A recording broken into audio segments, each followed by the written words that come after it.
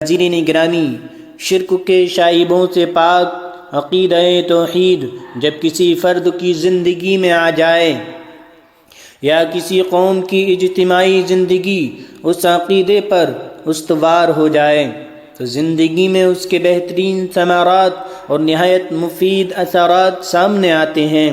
ان ثمرات و اثرات میں سے چند آپ کے سامنے پیش کیے جاتے ہیں۔ شرک اپنی تمام صورتوں اور مظاہر میں انسان کی ذلت و رسوائی کے سوا کچھ نہیں، اس لیے کہ شرک انسان کو مخلوقات کے سامنے جھکاتا اور ان اشیاء اور انسانوں کی بندگی اس سے کراتا ہے جو کچھ بھی پیدا نہیں کر سکتے بلکہ وہ خود پیدا کیے گئے ہیں۔ وہ خود اپنے کسی نفع و نقصان کے بھی مالک نہیں اور نہ زندگی اور موت ان کے ہاتھ میں ہے، جبکہ توحید دراصل اللہ کی بندگی کے سوا ہر طرح کی بندگی سے انسان کی نجات اور آزادی کا نام ہے۔ توہمات و خرافات سے انسانی دل و دماغ کی آزادی ہے اور انسانی ضمیر کے کسی بھی چیز کے سامنے حقیر و ذلیل ہونے سے آزادی ہے۔ وقت کے فرعونوں، خداؤں اور جھوٹے معبودوں کے تسلط سے انسانی زندگی کی آزادی ہے۔ یہی وجہ ہے کہ شرک کے علمبرداروں اور جاہلیت کے باغیوں نے ہر دور میں انبیاء کی دعوت کو روکنے کی پوری کوشش کی، خاص طور پر رسول اللہ صلی اللہ علیہ وسلم کی دعوت کو پھیلنے سے روکنے کے لیے ایڑی چوٹی کا زور لگایا۔ دراصل ان باغیوں اور سرکشوں کو معلوم تھا کہ لا الہ الا اللہ آزادی کا اعلان ہے، انسان کی آزادی کا اعلان ہے۔ ہر قسم کے جابروں کو ان کی جھوٹی خدائی کے تخت سے گرانے کا اعلان ہے۔ اہل ایمان کے لیے سر اٹھا کر جینے کا اعلان ہے۔ یہ اعلان کہ ان کی پیشانی اللہ رب العالمین کے سوا کسی شے کے سامنے خم نہیں ہو سکتی۔ ناظرین گرامی، عقیدہ توحید ایک ایسی متوازن شخصیت تشکیل کرتا ہے جس کا قبلہ زندگی ممتاز ہوتا ہے، اس کا مقصد زندگی ایک ہوتا ہے، اس کا طرز زندگی متعین ہوتا ہے، اس کا معبود ایک ہی ہوتا ہے جس کی طرف وہ خلوت و جلوت میں رجوع کرتا ہے، وہ تنگی اور تکلیف میں اسی کو پکارتا ہے، وہ چھوٹا بڑا عمل وہی انجام دیتا ہے جو اس معبود و واحد کی رضامندی کا باعث ہو۔ اس کے مقابلے میں مشرک کا قبلہ زندگی طرح طرح کے معبودوں میں تقسیم ہوتا ہے۔ اس کی زندگی قسم قسم کے معبودوں میں بٹی ہوتی ہے۔ کبھی وہ اللہ کی طرف رجوع کرتا ہے تو کبھی بتوں کی طرف لپکتا ہے۔ وہ کبھی اس بت کی بندگی بجا لاتا ہے تو کبھی دوسرے بت کے سامنے سجدہ ریز ہوتا ہے۔ ایسی ہی کیفیت پر تبصرہ کرتے ہوئے اللہ کے پیغمبر سیدنا یوسف علیہ السلام نے فرمایا تھا، تم خود ہی سوچو کہ بہت سے متفرق رب بہتر ہیں یا وہ ایک اللہ جو سب پر غالب ہے۔ اللہ تعالیٰ نے بھی ایسی کیفیت کو مثال دے کر سمجھایا ہے۔ اللہ ایک مثال دیتا ہے، ایک شخص تو وہ ہے جس کے مالک ہونے میں بہت سے کج خلق آقا شریک ہیں جو اسے اپنی اپنی طرف کھینچتے ہیں، اور دوسرا شخص پورا کا پورا ایک ہی آقا کا غلام ہے۔ کیا ان دونوں کا حال یکساں ہو سکتا ہے؟ مومن کی مثال اس غلام جیسی ہے جس کا مالک ایک فرد ہو۔ ایسے غلام کو اپنے مالک کی پسند و ناپسند اور خوشی و ناخوشی کا علم ہوتا ہے، لہٰذا وہ غلام وہی کام کرتا ہے جو اس کے مالک کو خوش کرے اور اس سے اس کو راحت ملے، جبکہ مشرک کی مثال اس غلام جیسی ہے جس کا مالک ایک فرد نہیں بلکہ کئی افراد اس کے مالک ہوں۔ ایک فرد اس کو مشرق کی طرف روانہ کرتا ہے جبکہ دوسرا مغرب کی طرف بھیج دیتا ہے۔ ایک اس کو دائیں طرف سے کھینچ رہا ہوتا ہے اور دوسرا اسے بائیں طرف سے کھینچتا ہے۔ یہ مختلف اور متضاد رجحانات اور مقاصد رکھنے والے مالک ہیں اور بیچارہ غلام ان کے درمیان منقسم اور بٹا ہوا ہے۔ وہ ایک جگہ نہ ٹھہر سکتا ہے نہ رک سکتا ہے، ناظرین گرامی، عقیدہ توحید اپنے ماننے والے کو دل کا اطمینان اور سکون عطا کرتا ہے۔ عقیدہ توحید کے حامل فرد کے اوپر وہ خوف و خدشات حاوی نہیں ہو سکتے جو ایک مشرک کے اوپر قبضہ جمائے رہتے ہیں۔ عقیدہ توحید ایسے خوف و خدشات کے تمام راستوں کو بند کر دیتا ہے۔ مثلا رزق کا خوف، موت کا خوف، بیوی بچوں کا خوف، انسانوں اور جنوں سے نقصان پہنچنے کا خوف، موت اور ما بعد الموت کا خوف، یہ تمام خوف ڈر عقیدہ توحید سے خالی دل کی آماجگاہ ہوتے ہیں، بلکہ اس طرح کے دل میں یہ تمام خوف بہترین طریقے سے نشو و نما پاتے ہیں، جبکہ عقیدہ توحید سے لبریز دل میں ان خطرات کا کوئی ٹھکانہ نہیں، وہاں صرف ایک رب کی ناراضی کا خوف ہے اور کسی کا نہیں۔ ناظرین گرامی، توحید پرست مومن اللہ کے سوا کسی شے سے ڈرتا ہے نہ کسی انسان سے۔ یہی وجہ ہے کہ جب لوگ گھبرا جاتے ہیں تو یہ مطمئن نظر آتا ہے، لوگ مضطرب اور بے چین ہوں تو یہ پرسکون دکھائی دیتا ہے۔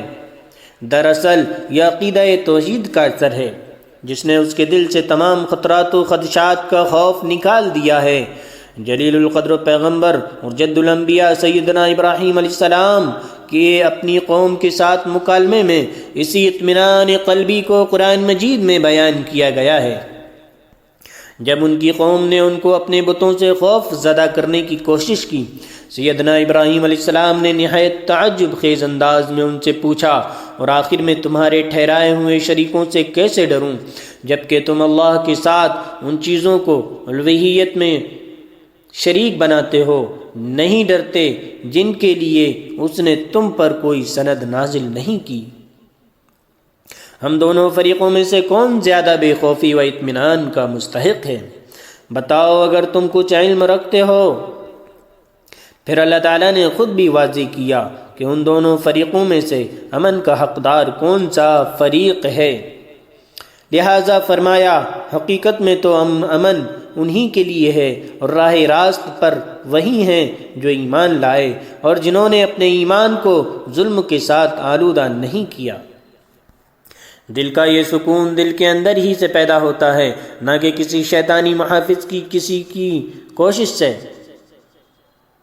اور یہ تو دنیاوی امن کی بات ہے، رہا آخرت کے امن کا معاملہ تو یہ دنیاوی امن سے زیادہ بڑا معاملہ ہے، اور یہ اہل ایمان ہی کو حاصل ہوگا کیونکہ انہوں نے اللہ کی بندگی کو شرک سے آلودہ نہ ہونے دیا بلکہ اس کو خالص رکھا۔ امام بخاری رحمۃ اللہ علیہ نے حضرت عبداللہ بن مسعود رضی اللہ عنہ سے روایت کیا ہے کہ جب آیت الذین آمنوا ولم يلبسوا ایمانہم بظلم اولئک لہم الامن وہم مہتدون نازل ہوئی تو ہم نے پوچھا، یا رسول اللہ، ہم میں سے کون ہے جو اپنے اوپر ظلم نہیں کرتا؟ آپ نے فرمایا، بات اس طرح نہیں ہے جیسے تم کہہ رہے ہو۔ کیا تم نے لقمان کی اپنے بیٹے کو نصیحت نہیں سنی؟ لقمان علیہ السلام نے اپنے بیٹے کو نصیحت کی، یا بنی لا تشرک باللہ ان الشرک لظلم عظیم، اللہ کے ساتھ کسی کو شریک نہ کرنا، حق یہ ہے کہ شرک بہت بڑا ظلم ہے۔ لہذا واضح ہوا کہ مطلب یہ ہے کہ انہوں نے اپنے دین کو اللہ کے لیے خالص کر لیا، اپنے عقیدہ توحید کو شرک کے شائبوں سے آلودہ نہیں کیا۔ ناظرین گرامی، عقیدہ توحید اپنے ماننے والے کو بہت بڑی نفسیاتی قوت عطا کرتا ہے، جس کی وجہ سے اس کا دل اللہ سے امید، اس پر یقین اور توکل، اس کے فیصلوں پر رضامندی، اس کی آزمائشوں پر صبر، اس کی مخلوقات سے استغنا کی قوت و طاقت سے لبریز رہتا ہے۔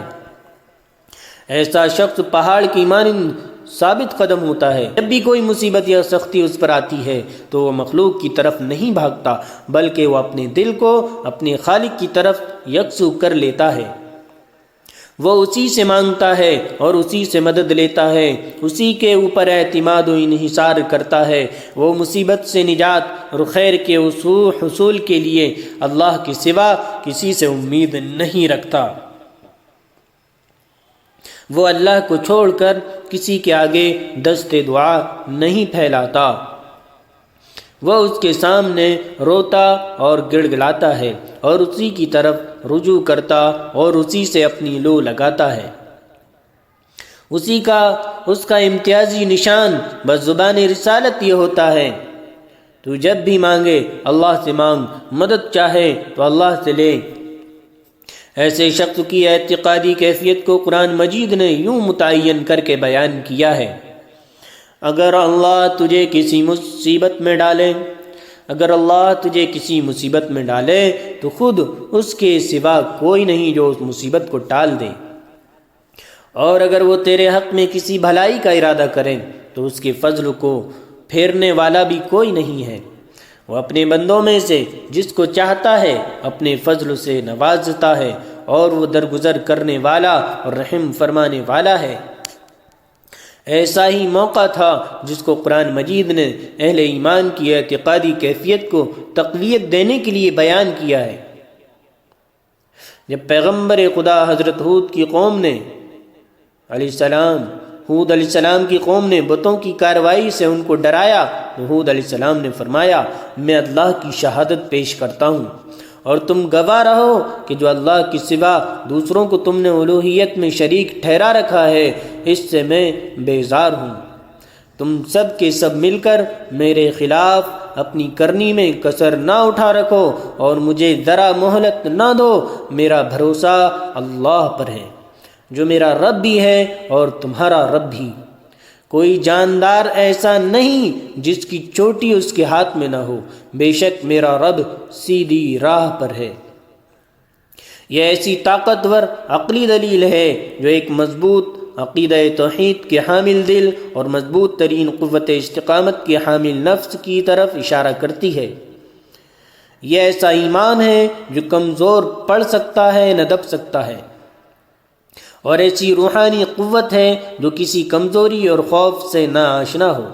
اس لیے ایسا دل اور نفس توکل علی اللہ سے مدد لیتا ہے، اور جو اللہ پر توکل کرے جان لینا چاہیے کہ اللہ تعالیٰ تمام تر طاقت اور حکمت کا مالک ہے۔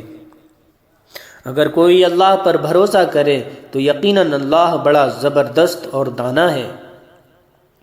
اخوت و مساوات کی بنیاد جب عقیدہ توحید انسان اور اس کے احساس عزت و تکریم کی آزادی کی اساس شمار ہوتا ہے تو یہ عقیدہ مساوات کی بنیاد بھی بنے گا، کیونکہ انسانوں کے اپنے ہی جیسے انسانوں کو اپنا رب بنا لینے کی صورت میں انسانی اخوت مساوات قطعاً پیدا نہیں ہو سکتی۔ انسانوں کے درمیان اخوت و مساوات کی اصل بنیاد یہی عقیدہ ہے کہ وہ سب کے سب ایک اللہ کے بندے ہوں۔ رسول کریم صلی اللہ علیہ وسلم نے جو مکاتیب خطوط دنیا کے مختلف بادشاہوں سربراہوں کو لکھے، غالباً اسی بنا پر ان کا اختتام اس آیت پر ہوتا ہے: ہم اللہ کے سوا کسی کی بندگی نہ کریں، اس کے ساتھ کسی کو شریک نہ ٹھہرائیں، ہم میں سے کوئی اللہ کے سوا کسی کو اپنا رب نہ بنا لے۔ رسول اللہ صلی اللہ علیہ وسلم کی بعد از نماز دعاؤں میں یہ عظیم اور شاندار دعا بھی مروی ہے: اے اللہ ہمارے رب اور ہر چیز کے رب اور مالک، میں گواہی دیتا ہوں کہ تو اللہ واحد ہے، تیرا کوئی شریک نہیں۔ اے اللہ ہمارے رب اور ہر چیز کے رب اور مالک، میں گواہی دیتا ہوں کہ محمد صلی اللہ علیہ وسلم تیرے بندے اور تیرے رسول ہیں۔ اے اللہ ہمارے رب اور ہر چیز کے رب اور مالک، میں گواہی دیتا ہوں تمام کے تمام بندے آپس میں بھائی بھائی ہیں۔ رسول اکرم صلی اللہ علیہ وسلم سے مذکور یہ تینوں شہادتیں ایک دوسرے سے مربوط ہیں۔ تیسری شہادت عام انسانی اخوت کا اعلان کہ تمام کے تمام بندے آپس میں بھائی بھائی ہیں۔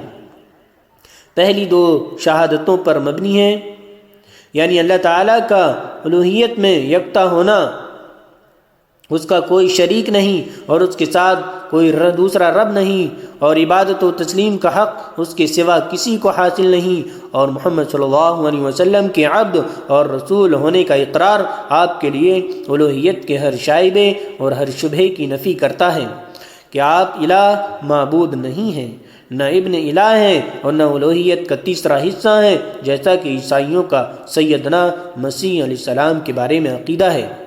اللہ تعالی ہم سب کو صحیح سمجھ کر عمل کی توفیق عطا فرمائے۔ وآخر دعوانا ان الحمد للہ رب العالمین۔